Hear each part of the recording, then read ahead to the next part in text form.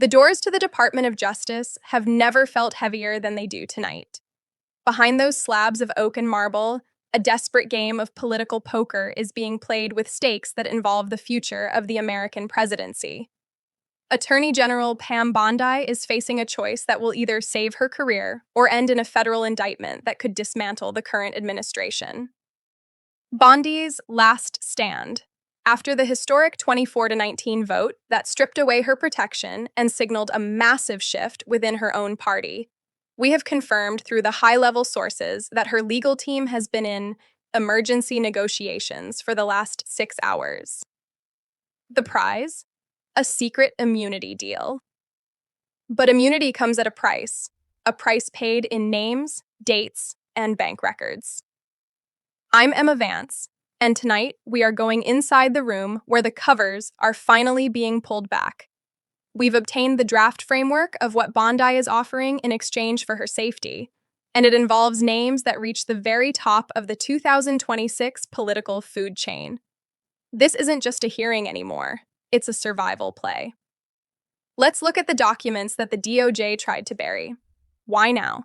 Why is the most loyal attorney general in recent history suddenly looking for a backdoor exit?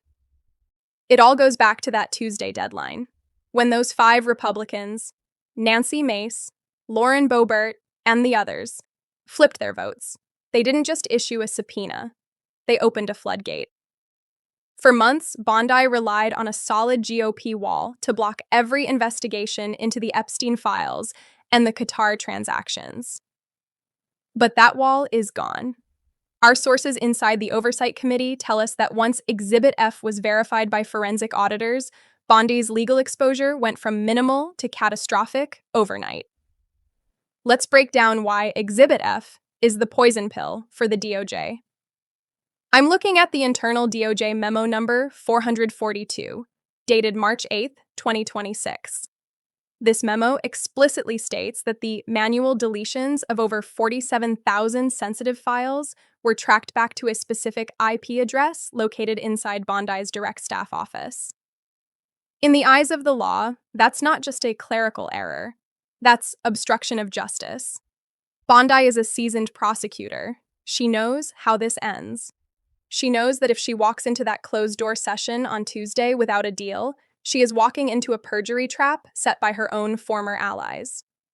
Her last stand is an attempt to trade what she knows about the redacted 8 for a written guarantee from the special counsel that she won't be the one wearing the handcuffs when the dust settles.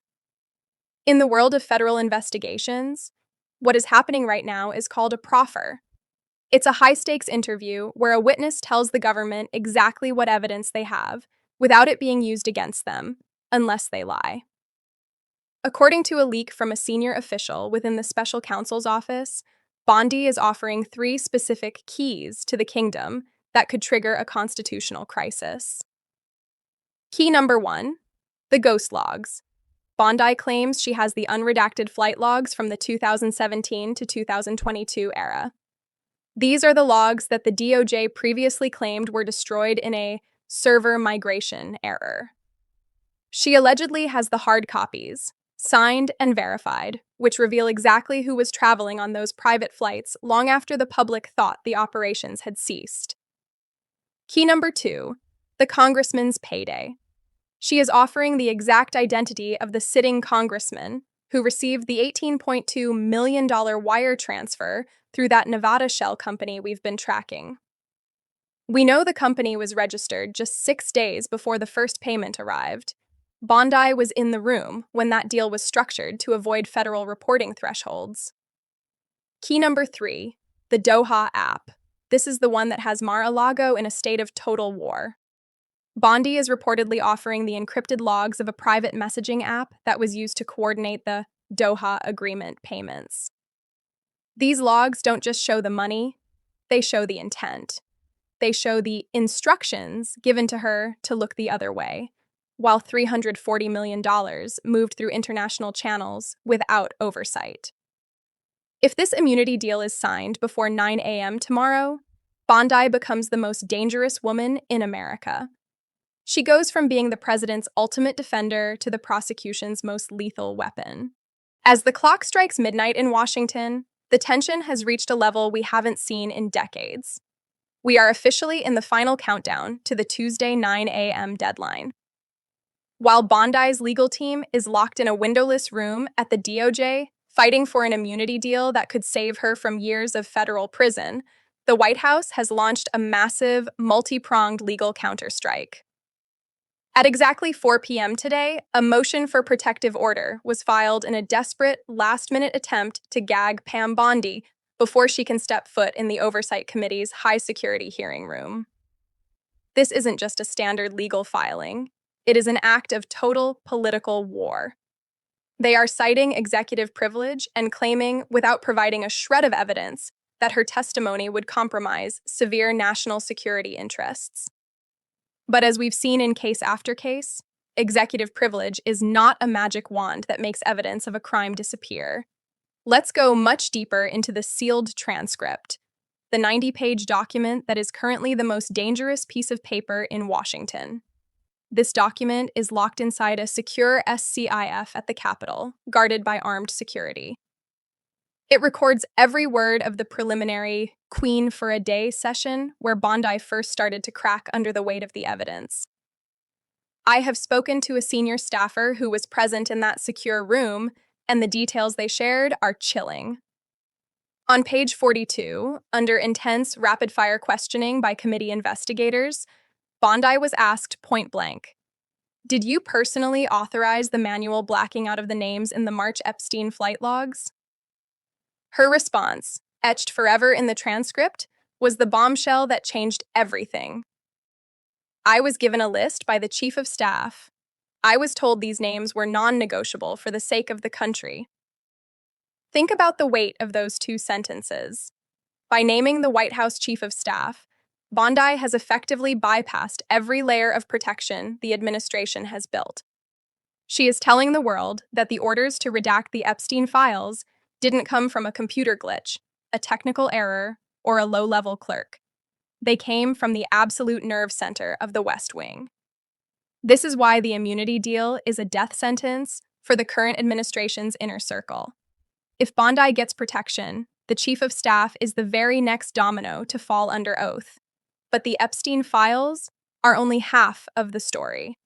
To truly understand the leverage Bondi holds, we have to follow the money, specifically the $340 million Qatar deal, the financial thread that connects every major player in this scandal.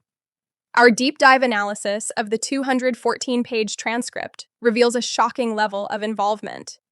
Bondi wasn't just aware of these deals as an outsider.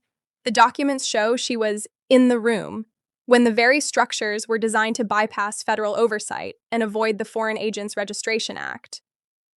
We are talking about 14 different contracts, a web of complexity designed to confuse even the most experienced auditors. These funds were funneled through 3 specific shell companies registered in Nevada. Why Nevada? Because of its ironclad privacy laws that shield the true owners of a company. But the paper trail we've uncovered shows something even more suspicious. These companies were registered just 6 days before the first multi-million-dollar wire transfers arrived from Doha. Bondi has reportedly provided the special counsel with the encrypted bank IDs and the private wire confirmation numbers for these transactions. She is handing them the literal map to a global shadow banking system that was used to move foreign money directly into the pockets of the redacted 8. This isn't just an ethics violation. This is a level of corruption that could lead to multiple life sentences. The clock is ticking louder than ever. We are in the final agonizing minutes of Bondi's last stand. Tomorrow at exactly 9 a.m., the heavy doors to the hearing room will close, and the world will be shut out. There will be no cameras, no microphones, and no live feed for the public to see. It will be just Bondi, the investigators, and the cold, hard truth. If her immunity deal is signed and verified by the judge tonight, she will name the sitting congressman who received that $18.2 million payday. She will explain the secret Doha app messages that show exactly who was giving her the orders. And she will finally reveal the real reason why those 47,000 files were manually deleted at 2:14 a.m. on a Sunday morning. I'm Emma Vance, and I will be there at the Capitol, tracking every single movement and every leak. The algorithm is doing everything it can to bury this investigation and keep it away from your feed, so I need you to act now. Like this video, subscribe for the immediate update, and share this link everywhere. The truth is finally coming out, and by this time tomorrow, Washington will never be the same again. Drop your final predictions in the comments. Do you think the gag order will hold her back? Or will Bondi tell all to save herself? Let's talk about it. Talk soon.